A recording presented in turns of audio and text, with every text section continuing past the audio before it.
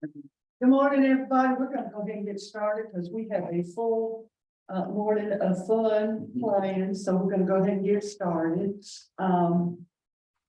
Welcome to our council work session. We have a lot on the agenda.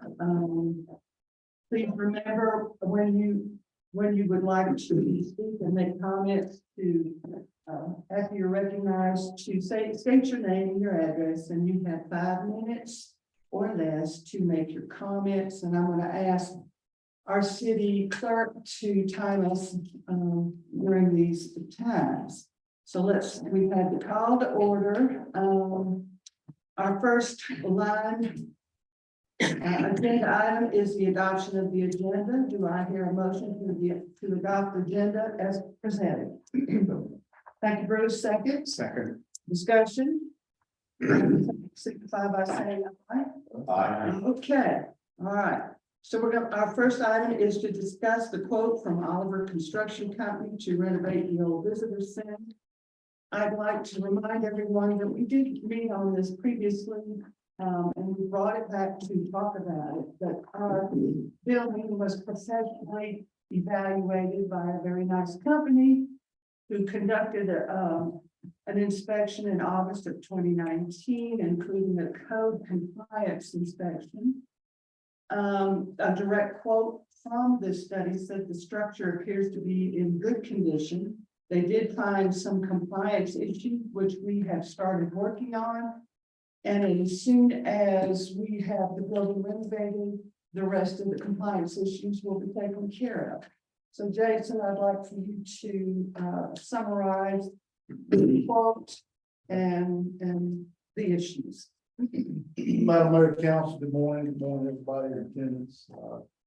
We don't have anybody at present on Zoom, but we are recording, so I'm trying to watch to allow people in. But as you were saying, Madam Mayor, this item goes back a few months ago. We put this out to a sealed bid process. When this recommended bid proposal was under consideration, at that time, as you said, there were questions regarding the scope of the internal building renovation, and also there was concerns about ADA compliance. We went back to the drawing board per se. We looked at things. We had several meetings with the proposed contractor. He was allowed. He brought in his electrician, his plumber, his mechanical guys. We had our volunteers. We looked at the scope. We actually kind of scaled it down a little bit. We had our draftsmen put in all the ADA compliant stuff, the bathrooms, the hallways, the spacing, etc. And for lack of a better word, we've got a plan now, a little less busy, takes into consideration the efficiencies of the building. And so now that we have that in place, from speaking with Mr. Oliver, the lowest qualified bidder, he is, if he were to be selected, he's still interested in doing the work. And although time has passed, and we all know things are going up in price, he said he would still honor that original price quote.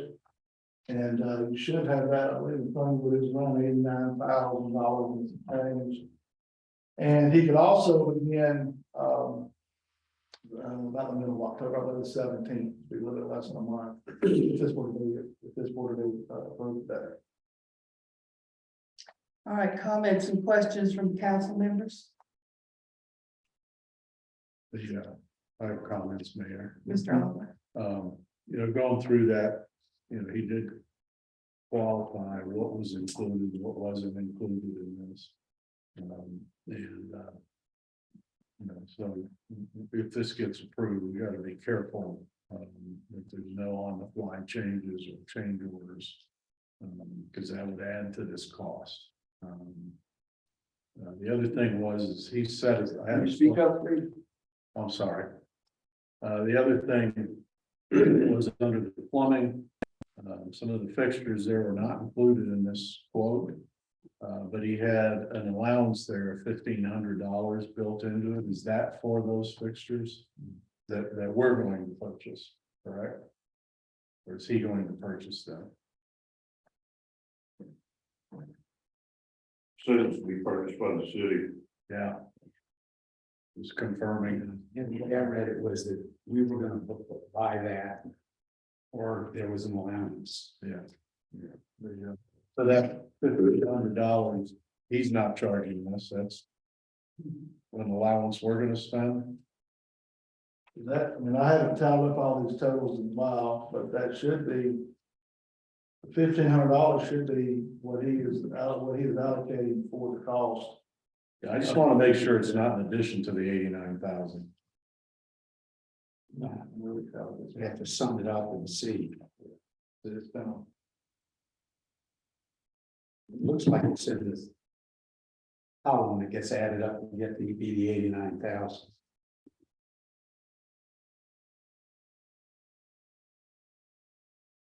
I will answer that if y'all have any other questions. Any other comments? I think that this is, where he's calling out 3 new bathrooms is in error, is that not? That's correct, that was his original, so now it's only two. Two. Oh, this is the original. Yes, this is the I original. see, okay. Any other comments or questions while Jason is doing the math? Well, I suppose the insulation in the building is adequate, so that's why there's nothing in. Everybody's complained about the air conditioning loss or the heating loss, okay. Yes. It looks like a good project to me. And, you know, one of the ways I look at these things is, well, what do I have to compare it with in my own experience? The renovation cost, 89, almost $90,000, is about 34% of what we had assumed the building was worth back pre-COVID, probably more now. Is it reasonable to spend 34% of the value of the building on a project to reconfigure it so that we can make use of the building?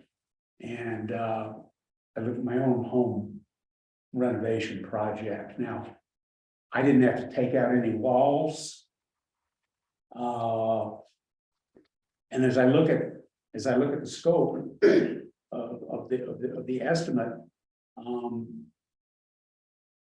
it's a pretty bare bones sort of renovation. I mean, I didn't have to put in a bunch of lights and stuff. And the finishes in my home turned out to be, you know, more luxurious or more attractive perhaps than the kind of renovation that we're doing here. This is a bare bone functional sort of renovation. And I spent 46% of what I paid for the house on the renovation. I mean, there's no granite counters in here. There's, you know, there's no expensive flooring. So it looked like a good value to me. It looks like something that we could do, and we can't use the building the way it is now. In order to use the building, we need to do something to it. This is one of those things, the administrative stuff, it's really hard to show a cost benefit. We're in the weighing it category, but it looks to me like it's an economical renovation. It looks like it's reasonable relative to what the building's worth. You know, we're in the business of providing services, and so we can't, the administrative part, we can't really do a cost benefit on, but you know, it looks like a good project to me. Thank you, Jim. Did you decide? that project, that $1,500 is part of that total amount. Okay. So, Great, thank you. and again, I just want to say that, again, Mr. Oliver asked him to come today, he got a prior commitment, but, I know no less than 6 times I have personally been up with him and his subs to look at things, and we're going to try the best to try to reuse as much as possible. He said he would honor this price. In fact, we're hoping that maybe when the dust clears, it may even be a little less. Because every intent has been to try to minimize doing any more internal stuff than we have to. So Well, I certainly see the advantage of using a city-owned building. It's in a great location. We certainly need a council meeting room because we won't always be able to use this space. We need a place to have court. We need a visitor center and a city hall combined all in one. So I think it's a great use of space that, like I said, the city already owns. I think the other piece of that was, the intention was to put in somewhat of a business center, so if people needed to make copies or True. email or print stuff, they could come and do that. Right, which is part of in the the community. city services, yeah. All right, any other questions from or comments? All right, Just that- questions or comments? that Mr. Oliver was the one that did the renovation of the front. He did the City Hall. external, he was actually for that, Mhm. and, felt like he did a good job, and, he was very responsive, and, so we have some history with him, and, again, I think it's my understanding, he owns a home in the community, and so obviously he wants to make sure that he has a continued good rapport if he were to get this work, so. Okay, thank you. All right, do we have anybody, any meeting participants that wish to make a comment? Mr. Dare, would you stand up, say your name, your address, please, sir? Tim Darrow, 642 Bridgeport. First, I'll talk about Oliver. His father, Eddie, lives next door to me, so he's a great man, and I know Chip. I do know a little bit about construction, and I think you need to add a little bit to it, because stuff's going to happen. You're gonna get in there and you're gonna say, if we don't do it now, they ain't gonna be right. Mhm. And so usually most people will add 20%. So that's $18,000. I'm sure you don't have 18,000, but I think before you approve this, you need to tag on extra money. He did build in 3,500 potentially, but that's not a lot. Susan. Susan Yankowski, 66 Pleasant Mountain. I have a lot of questions, but I think I'll narrow it down. In your inspection, did you have the septic tank assessed? Because you are changing use of the building. You're adding people who are using the building as well as bathrooms. So was that part of the inspection? We didn't do the inspection, it was done by a professional company. Did the professional company? Yes, they did. And the septic is adequate? Mhm. Okay, and one big concern, I don't think it affects the project, but I do agree with Tim that you have to add on. When I looked at that, and just to clarify, my father was an architect, so I grew up in a home where all this, was just floating around. But underbidding, which this seems to me, you better, have some extra money for that. And then, the furniture, all of the chamber stuff, is that an extra? So that will be added to the price of the building. Plus, there's nothing about the exterior. So are you gonna leave the exterior as is? Or will that be a- The plan is for this to be a multi-phase. Right now, the plan is to do the internal workings. We do have money in SPOS that's for supplies and equipment that we've been holding on to. Once we get to the appropriate time in this project, if it's approved today, we will be looking to move some of the stuff up. But yeah, we'll be looking to be buying some chairs and some council fixtures and things like that. And hopefully even some nice audio visual stuff where we can not be so reliant on this temperamental owl but those are plans, but those would be separate expenses that we've anticipated, but they would be funded out of SPOS money. So in your state of the city PowerPoint, there was an architectural rendering of the exterior. Is that part of this project? Eventually. Okay, so. We're at one number. Okay, thank you. Thank you, ma'am. Anybody else? Yes, sir. Paul Wheeler, 33 Federline. What capacity is this plan designed for? Capacity of, People, On the chamber side, there's, I think, it's, using, and I know we have Chief Sigler here, he might correct if I'm wrong, but, using a model of 15 square feet per person, we were figuring about 40 people could be accommodated comfortably and safely. It's that chamber area is about 550 square feet. I believe it's 27 by 22. So we were factoring in about 40 people comfortably that could be seated there. Of course, a lot of that takes into account the ingress egress. We are planning to put another back door exit on the chamber side.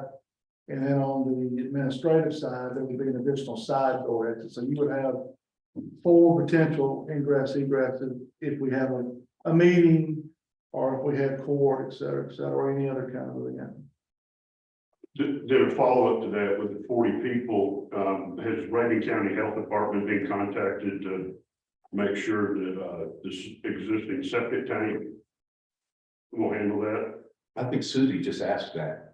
Right, and we didn't get an answer, and in the open record request, I filed a professional report that you referred to wasn't in it. So I gotta know our order that's not complete, so I'm a little bit behind the 8 ball. Yeah, The other thing is, I think there's an existing, 17 parking spots? I believe there's 20, we counted, there's like 18 stripes, but you can tell that you can add about 3 or 4 more. By code, I believe in our code, it talks about 3 per 1,000 square feet for an assembly type place. Obviously, this commercial type use, typically you're looking at 5 spaces per 1,000. That's a 2,000 square foot building, which would be required a minimum of 10. So we would have probably double that. One of those spaces does have to be handicap van accessible, and that will be that we have How many that. parking spaces do we currently have at? At City Hall now? Probably maybe 8, 9 at the most. I mean, when we have court, everybody just kind of parks wherever they can, but you know, we would have a little more structure there at this facility. So 18 parking spots that can hold 40 people. We don't have a clear answer if the septic ain't good. The bottom of the church, that church parking lot, of course, has the 2 different parking lots to hold a lot of people. I don't want my taxpayer dollars going to something that isn't gonna be usable. If you say you're gonna have 40 people in there, and you have 18 parking spots, then we don't try to have city hall meetings at city hall right now for that very reason. The other thing is, so I've seen the floor plan, you have an elevation, like I'm outside looking at the building. I can't tell what size these windows are, what kind are the windows. Some of the windows that are existing will be reused, but now we'll have to, Well, this quote from Oliver dated April, as far as 2022. It says these are estimates only. All prices for the work described are subject to change, and that will happen based on material costs or change orders. Now, I don't know who else meddles around in construction, buys construction materials, but they've gone way up since April. So my other question is, once this was redesigned, why wasn't it bid back out competitively? I think the question was lack of interest. I mean, we actually had 4 items out at sealed bid at one time, and we got 1 qualifying bid for this. We got 1 qualifying bid for the road. In this current economy, it was just the cost and the time involved to do this. I felt like that, I'm speaking for myself professionally, but the feeling was that there was a good understanding of the scope of the project back months ago, and we were making some minor changes. We knew we needed to take into account some of the ADA stuff. We've done that, so that was the reasoning why. I just feel like we're heading down the same road that we're at with the southern entrance down there. Did you get a price? Because you didn't have plans that were designed by an engineer, complete set of plans, you got one bid that was low, one bid that was real high, just like you did with the visitor center. That ought to tell you something right there. There's things in the design, the lack of specification, that's what's gonna cause that wide discrepancy in bids. Now, the bid that Jason threw out for this road project ended up being closer than Caldwell's We'll bid. talk about that, and when we get there. Okay. Thank you. Sorry about that. Thank you. Okay. Any other comments, Um, questions? I would just say, reading over this bid talks about 3 bathrooms, a vault room, commercial carpet here, tile here.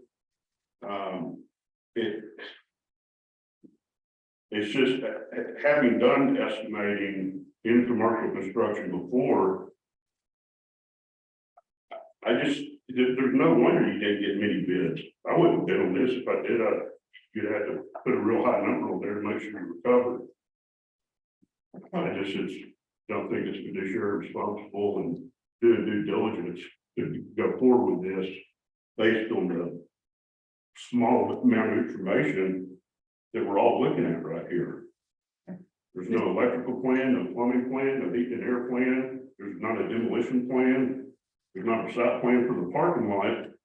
And so it's hard for taxpayers to ascertain how much money we're actually going to end up spending on this building once it's all done. And right now, we're like, a little under 90. Well, that's not doing the outside. So it's kind of misleading.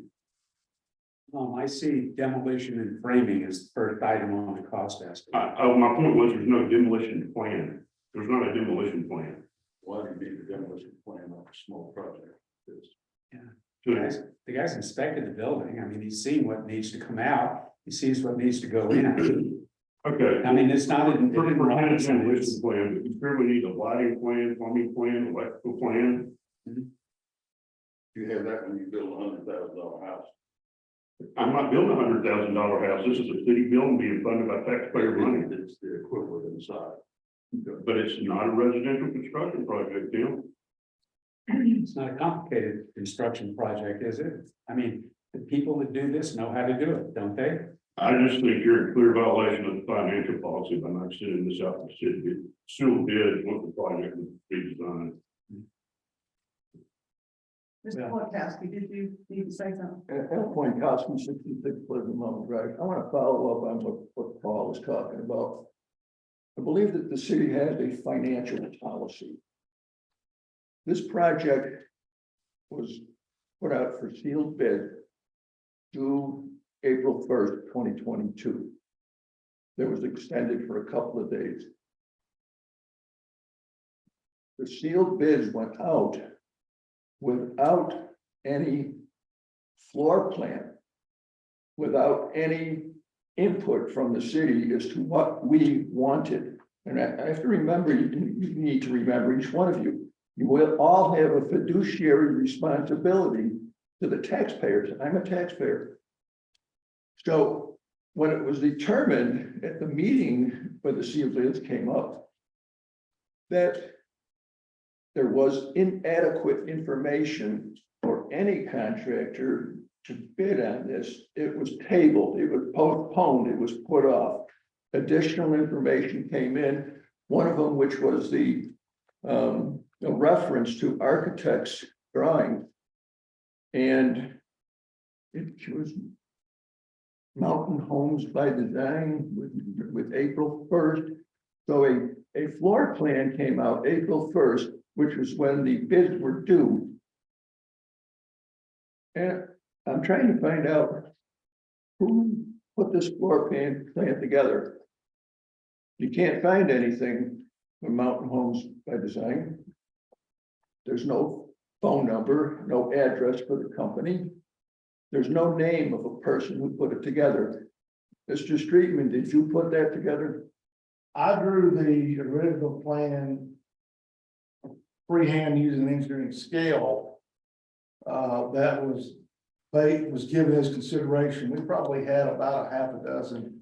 But that wasn't shared with the taxpayers and with the community, was it? It was available for anybody who wanted to see. It wasn't shared. Who did it? Was it? Well, that came in late. We sent this. It was not shared that you did it, was it? I don't ever. Are you an I don't architect? know. I don't Are you, know. are you an architect? I'm not, I'm a professional. All right, let's get back to the financial policy. Plans were changed after the fact, after the bids come in. To Paul's question, why wasn't this rebid? Why wasn't with additional information, it's sent out for a request for proposal under sealed bids? We know it's gonna be over $25,000. You decide, we don't need to, we can't find anybody, so we don't need to. I suspect maybe the attorney might want to weigh in on this and say that, are you being fiduciary responsible to just say, well, this is what it's gonna cost? And we're fine with it. We're just fine with it. I make a decision, Mr. Streetman, that I can do whatever I want because it's hard to find people here. What are you showing? And I'm not gonna disparage Mr. Oliver, but I went to his website. And this may be considered a small project. But what you're talking about in the future is this is gonna be costly, it's gonna be very costly.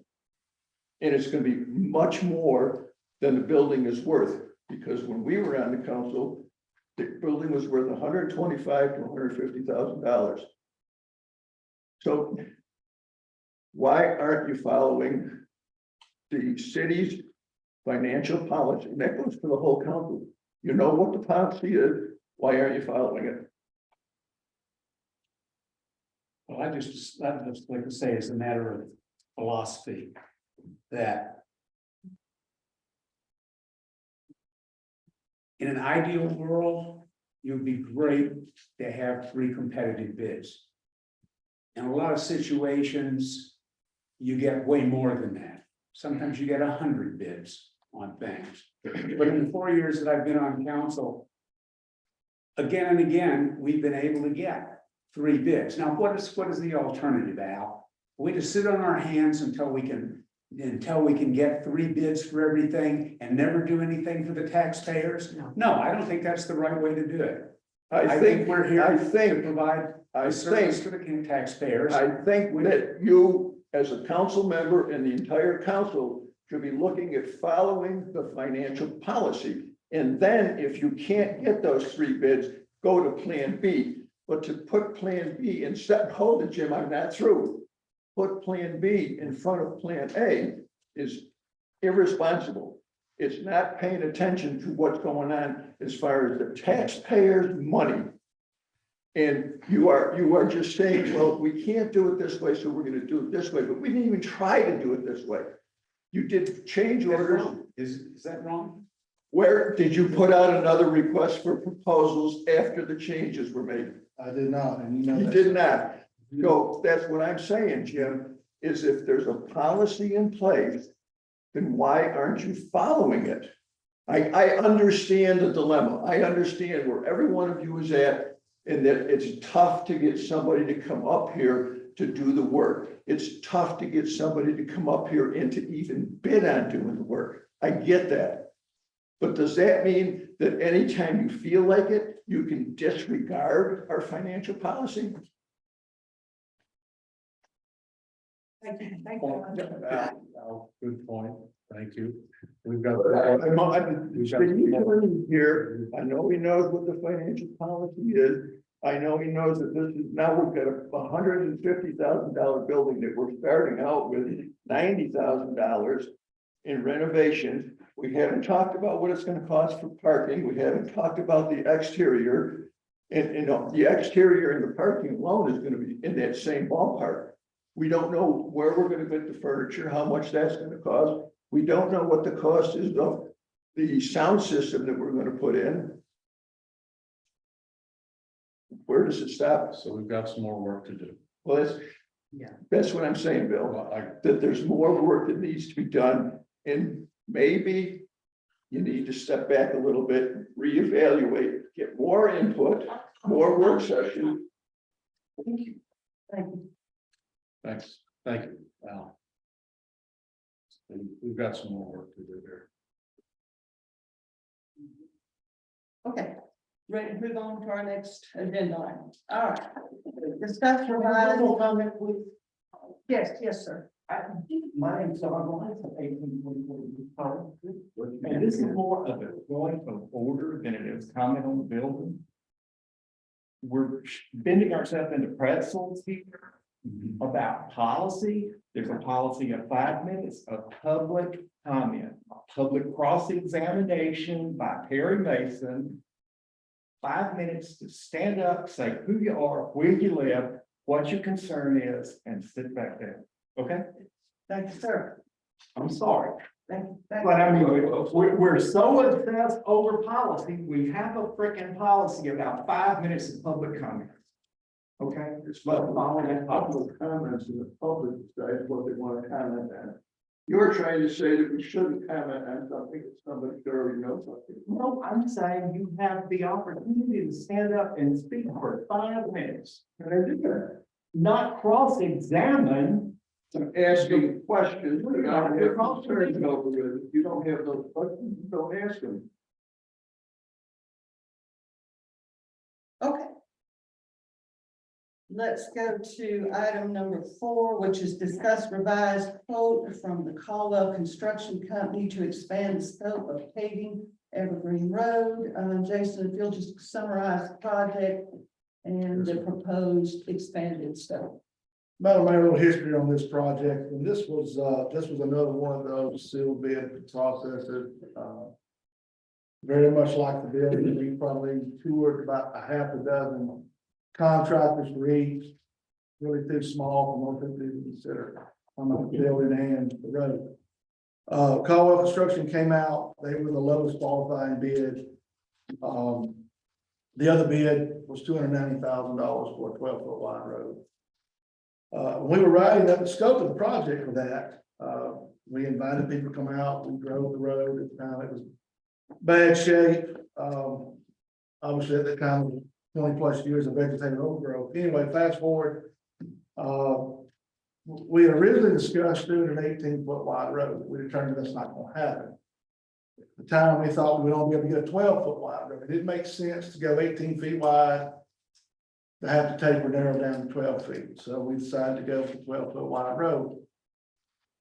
Once they got down there and started doing their work, we determined that we could actually do a 15-foot wide road. Originally at 12 feet of pavement, we were looking at doing some strategic pull-offs where so cars aren't slapping side mirrors as they're trying to pass. Can't really do that at 12 feet, 15 feet. You should reasonably be able to pass. Well, another thing I want to know on this project is that when I wrote the scope of the project, the pavement was to begin at the gate. In hindsight, it really should have began where the pavement ends at Evergreen, about 250, 300 feet. I own that. That was my mistake. So when that quote came in, from speaking with the contractor, if we would have started that pavement there, it would have added about another $20,000. So it probably close to about 200,000. So we're actually, if you consider this, if you take that in consideration, it's more like a 55,000, 60,000 increase in what we have. But anyway, from looking at the road, what we can do down there, we talked with the contractor, and the request is to change the scope to go from 12 feet, 15 feet wide, and so we're extending the width and the length of the road. So when it's done, you will have a paved road that pretty much from Evergreen past where Chief Cobblewood is, all the way down the Crusher Run Road. I know that Jerry and I looked at it, the contractor, it really makes sense to do that at this time.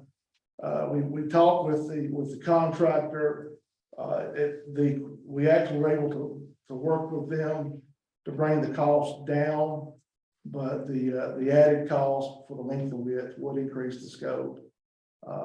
They've done a fantastic job down there. I don't know if they've been down there or not, but They've had to remove a lot of rock, they've redefined the ditches. They've had to come in and add a lot of rock and stone, they've got it leveled out. A little bit of work still needs to be done down near the paved portion of Crusher, but, they should be able to be starting paving here within another week or so, depending upon how this goes, and continue good weather. So, that's where we're at with this today. I want to thank you too, Jason, for procuring the grants for this project. Between all our grants, that the $100,000 one and the SPOS, we have this covered. Almost over 80% of this road is paid by grants, which is, I think, a fabulous thing for Sky Valley. I think the road itself is fabulous, and I like the fact that we are considering going to 15 feet.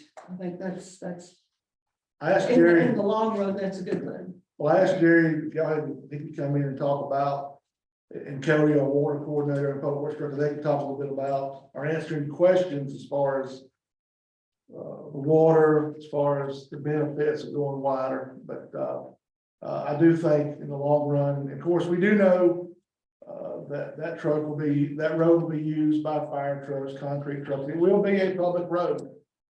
Because we are using a large part of this is grant funded, we had GDOT told us that we cannot gate the road, but we are looking to have some street lights installed down there. We've got a city limit sign order that we put in place, and we do know that that is one of the places that the city will grow. There's a lot of developable property down that way, so it also makes sense to go wider. And I think it would probably more pay for itself when we talk about water taps, building fees, utilities, et cetera. Because we do know there are a lot of people that own property that are just waiting for this road to be online so they can start building. Right. Not only that, but it's another out. It or exactly. entrance into Sky Valley in case of an emergency. Any comments or questions from the council? Just to say that I think that the reason that you were able to get so much grant money for this is that the grantors recognize the potential importance of this to the community. We loop our water systems for redundancy. We loop our power systems for redundancy. And now we've looped our road system again. This back entrance, this back access to Sky Valley used to be open. And when the road fell into disrepair, Yeah. the road was closed. Well, I'm sure it was closed without an appreciation for the fact that, you know, emergency vehicles, ambulances, police, backup, fire support can't get to Sky Valley up 246 if 246 is blocked. And so I think it's really important for public safety to have this alternative access. Thank you, Jim. Any other council members, comments? In any audience? Yes, sir. Tim Darrow, 642 Ridgepole. What's the additional? I didn't hear the amount of money that we're asking. The original quote was approximately $175,000. As I was saying, if we had originally had the scope to the pay portion, it's been closer to about 200, but to extend the width, to extend the length is added approximately another $80,000 for a mile road. So it's going from 175 to 255. That answer your question? Yes, ma'am. Yeah. Yes, ma'am. Susie Klinkowski, 66 Pleasant Mountain. Again, I'm going with financial policy. What was that rebid out because that's over 25,000? And it was not. We were obviously involved in this project. We did speak with the city attorney, and they did say we need to bring it back for the council, so that's why we're here today. It just makes sense if they're bringing all their big equipment already here to go with this The company. original bid had already started work, Yeah. so this is just a change order. Mhm. Yes, sir. When this project was first discussed, who was it on the phone that was answering questions? Was it Luke or Andy? Danny's the project manager, Paul, that's been on site, but, from the business side, it's been primarily Luke Caldwell. He's the owner of the company. On this email from you to Luke says, hey, Luke, will need some type of revised quote. From speaking with Danny, he thought the road was always going to be paved 15 feet wide. Even though you and I had only discussed it being only about 12 feet. The request for proposals calls for a, proposal 12 to 18 feet wide, wasn't spelled out. So the bid that was at 290, he very well could have bid that whole road at 18 feet wide, 2 inches thick asphalt. Their original bid had 1.5 inches of asphalt, and now they've gone to 2 inches. Also asked about the base only being 6 inches of base instead of 8 inches, and the fellow on the phone, I guess it was Luke Caldwell, was confident that that would work. If you had had plans done by an engineer, they would have done geotechnical work before work started to let you know how wide you could have gone.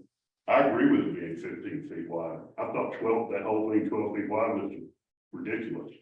So I'm glad it's going to go 15 feet wide. You hate to see change orders in this amount when it could have been avoided and planned for properly up front. I guess my main point is it should have been designed and planned by a professional. And some cities have engineering departments and have that capability. Sky Valley's not one. Thank you. Thank you, Paul. Any other comments? Right, let's move on to the next item, which is discuss purchasing a vibrating roller for the road department. Jason, if you'd like to talk about the rationale for this possible purchase, that would be great. Madam Mayor, this is a multifaceted request. First off, we are fortunate enough that we have public works staff that have background in paving, that know how to use this equipment and can also train others to use this equipment. The other aspect of this is a aspect of responsiveness to the citizenry. It seems like there's always a pothole somewhere that needs to be fixed. We're always trying to chase down a paving contractor, get on the list, small city. We'll work you in, we're covered up, the same old song and dance. Now that the T-Splosh money's starting to come in, we're already looking at priorities, Gary and I, myself, Cody. We know that a lot of that money is probably going to go to culvert replacement. We've estimated probably 70% of the culverts in the city need to be replaced. We've got a soft spot there on Ridgepole that we're already getting a plan of action together for that. And what this will do is that we cut that road out, take out all that old rusted out piping, put new piping in back, fill it in. We can then come in and patch that much quicker.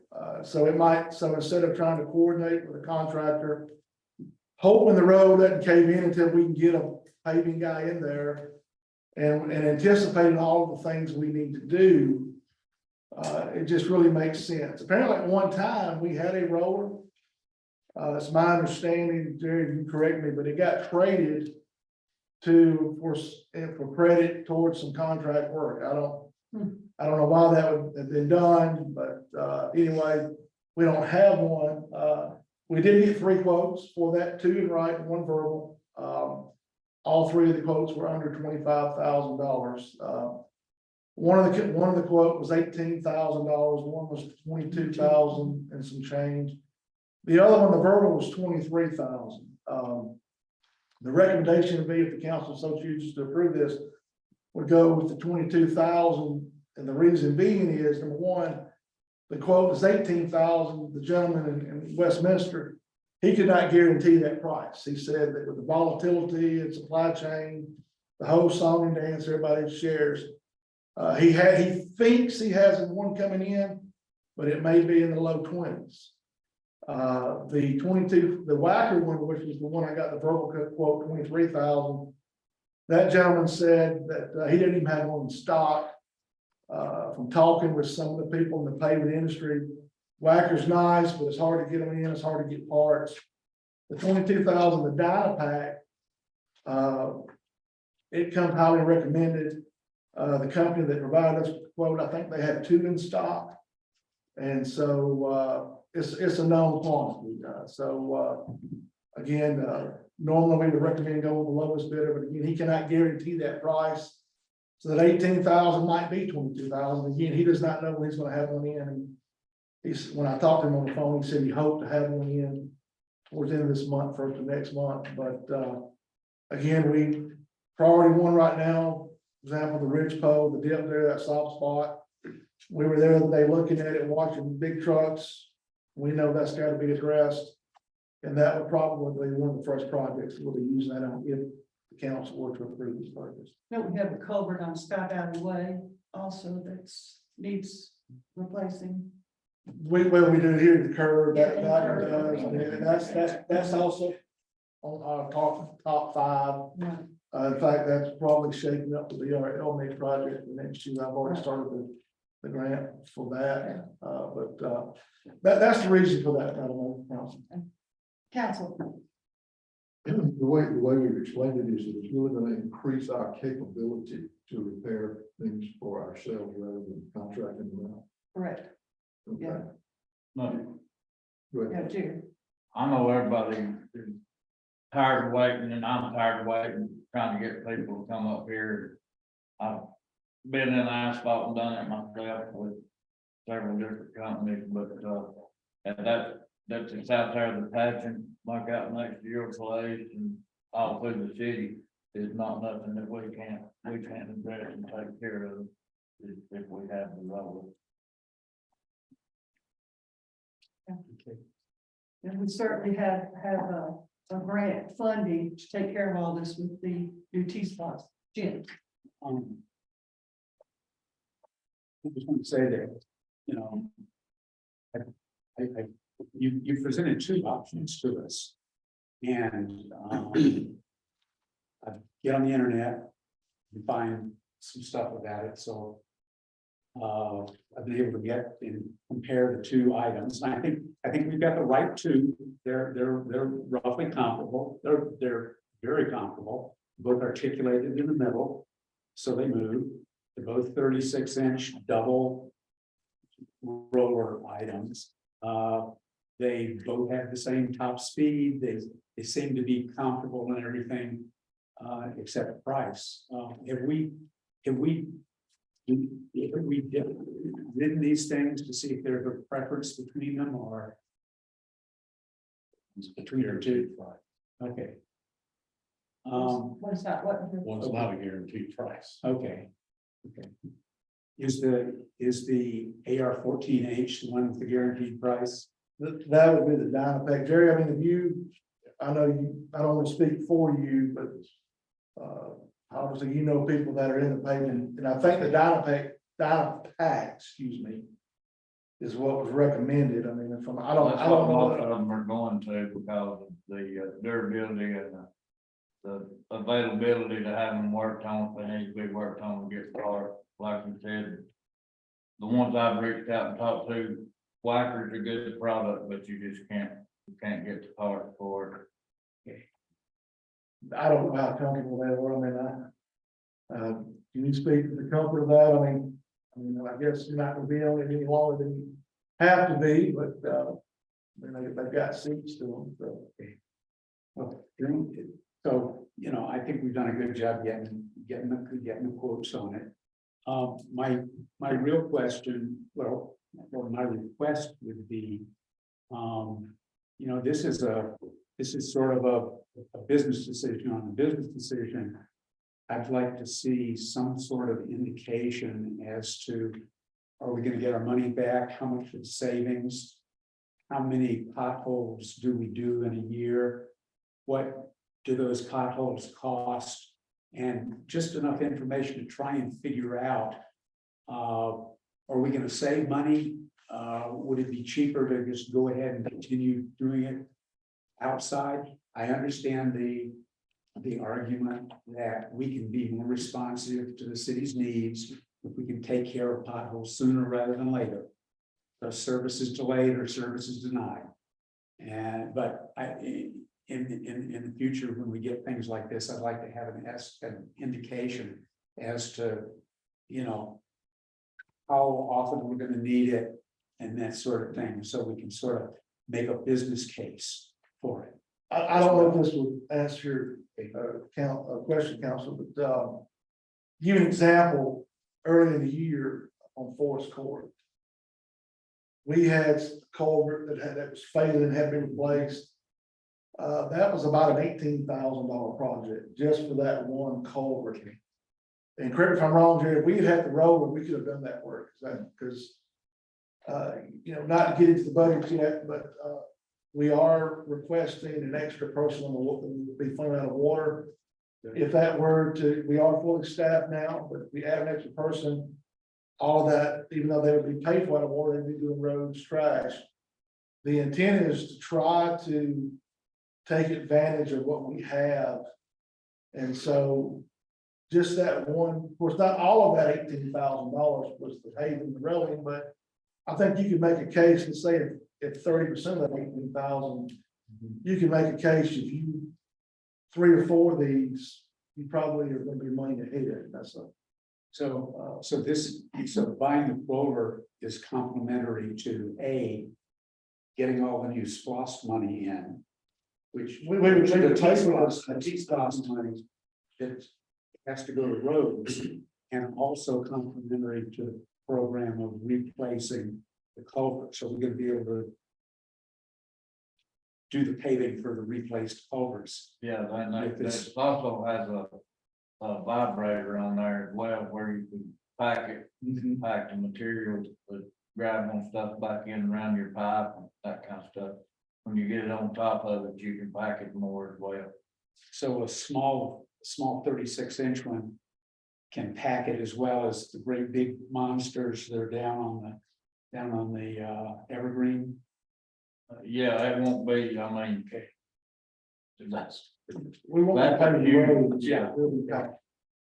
Could we do 200 feet of road with this? Okay, I think it'll be hard. You probably would really exceed the capacity. So basically small. Yeah, we're thinking, you know, like section, like, again, if you went and looked at the Forest Court, where that was fixed, you're talking about a width, maybe 2 of these tables side by side.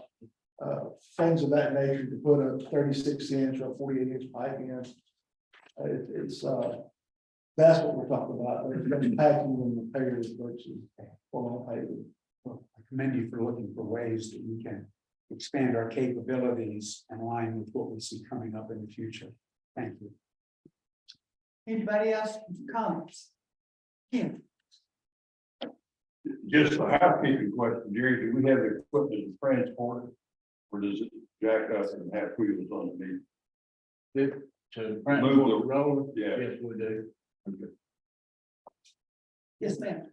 Have we looked into the possibility of renting, is to try it out to make sure that that's something we want? That's, me and Cody had talked about that and make sure that what we want to go with for sure. We had just started discussing this, I guess, a couple, 2 or 3 weeks ago and trying to get it straightened out, but we had talked about wanting to go and try the one and see what it does and how it does. Do they rent them? Does Johnny Amron have one rent? I don't know if he has one, but you can go to these companies and they'll rent you one about all day long. Especially if they come from this. What's that? Have you used one before? Not a Dynapack. I But you have used this type of and machine. a Whacker and some of the types that John has. He has a Dynapack now, but I haven't drove it. I've been on quite a bit. So you know what they're capable of doing. Yeah. Okay. Madam Mayor, some of the discussions that I've had with our public works staff, probably on a conservative estimate, we're estimating it's probably about 400 culverts in the city that we have, probably 60 to 70% of those really need to be replaced. So, that's another rationale for trying, this thing will be used and used a lot if it were to be purchased. Again, just trying to, we know that T-Splosh money is coming in, we want that to stretch as much as possible. And so that's another rationale with this. I see that the Dynapack is a little bit more expensive, but that it also has a 50-gallon capacity of water to weight it down, whereas the other one, the AR-14, has 35 gallons, so you're not going to get the same compression. Perhaps. Yeah. So is the recommendation to go with the Dynapack then? That's, I think, what was recommended, yes. Okay. Yes, sir. I agree with Jason or you guys, that the Dynapack's the way to go on this for compaction. If I can just go back to one thing with Caldwell Construction, on that day when we were initially discussing it, I asked about compaction testing on the gravel base. And he said that he had bid it, I think, at 95% standard Proctor. Who's doing the testing?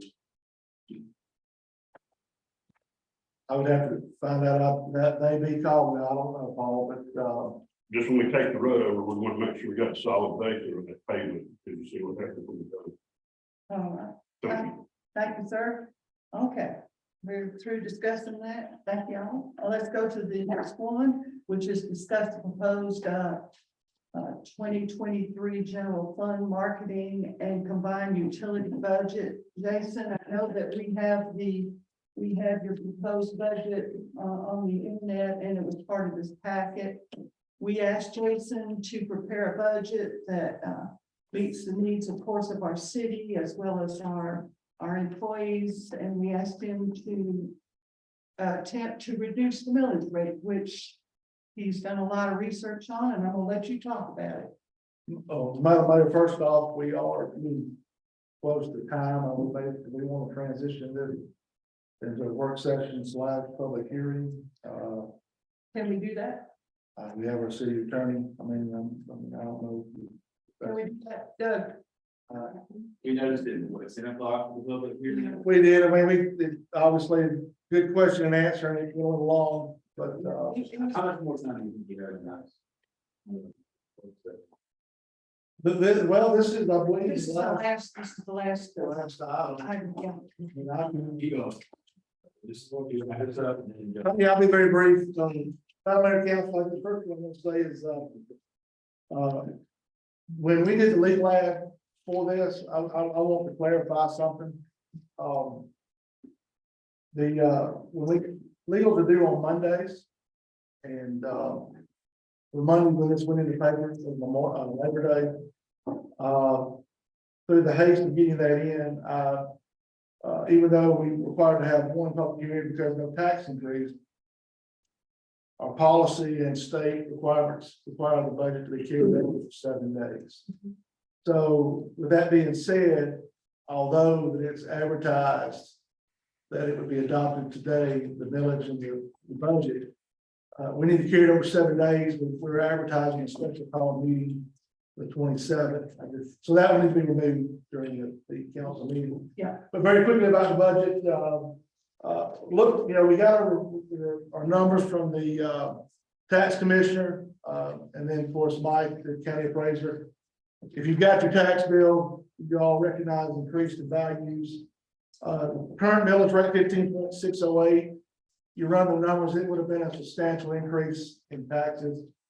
Through working with our department heads, trying to be aggressive with grants, certainly the T-Splosh coming in is going to help bridge a lot of those things. And just looking at the numbers, we were able to create what I feel like is a responsible budget. It would roll the millage back a little over 2.5% from 15.6 to 12.991. That would be a true rollback, no tax increase. Also taking into account rising costs, a proposed 5% COLA for our staff, and also the 1.5 meal request for the fire department. And, for marketing, very quickly, the recommendation would be $5,000. That's what the POA and the club gave this year. So if they were to give that amount next year, everybody would be on the same playing field. And then finally, on the water and sewer, no proposed rate increase for either. We are asking to add one more person to Public Works. Of course, they would do roads and tracks as well. Like everybody else, they would be funded out of water, out the general fund. And we are asking for one capital expenditure of $55,000 for a water truck to replace a 2009 Ford that's just wore out. But this truck, we're hoping to have, it would be a square body box type truck that compartments that we could put the fittings and the couplings and the pipe and so forth. It almost like a rolling little warehouse that, it seems like every time the guys get in the middle of something, they gotta go back to the shop and pick something up where we would be able to hopefully have all that there and secured and so forth. So for the sake of time, that's my presentation. I can go into more detail at the hearing. Do we want to just have questions now or just go straight to the hearing? What do y'all want to do? Questions? Okay, comments from the council, comments or questions? Just with things like that truck, we're beginning to develop our own internal economies of scale that some of the bigger cities have. And so we can get our costs down, then that's a part of the road towards getting our taxes down. Well, we have an existing truck now. It's just a two-door open bed truck. You literally just, you throw stuff back in there, but yeah, it would be nice to have a utility type truck that we can compartmentalize and store all of this stuff. Like I said, the other day we were somewhere on site and there was a leak and they're down in the ditch trying to fix it and all of a sudden, oh, we need something. So they had to go back to the shop and get it if we had that truck. These are typically things that you anticipate, you may not know you need, but if it's in the truck, you can. Yeah, it's right there versus having to drive back to the shop. So we've worn out the truck, so we got our money's worth out of the truck, we have to replace it, and we're replacing it with something better that is gonna let us do work more efficiently. Yes. I would think this would help with inventory, wouldn't it? It would. So you know what you got and what you need to order. Yes, ma'am. And with our aging water system, we need all the help we can get. That's correct. Thank you. Any other comments, questions? From the participants, comments and questions? Okay. I will need a motion for adjournment so that we can go to the hearing. Second. All right, Bill first, Judy second. Any discussion? All in favor, signify by saying aye. Aye. Okay, let's everybody stand up for a minute and then we'll go to the hearing. We all got to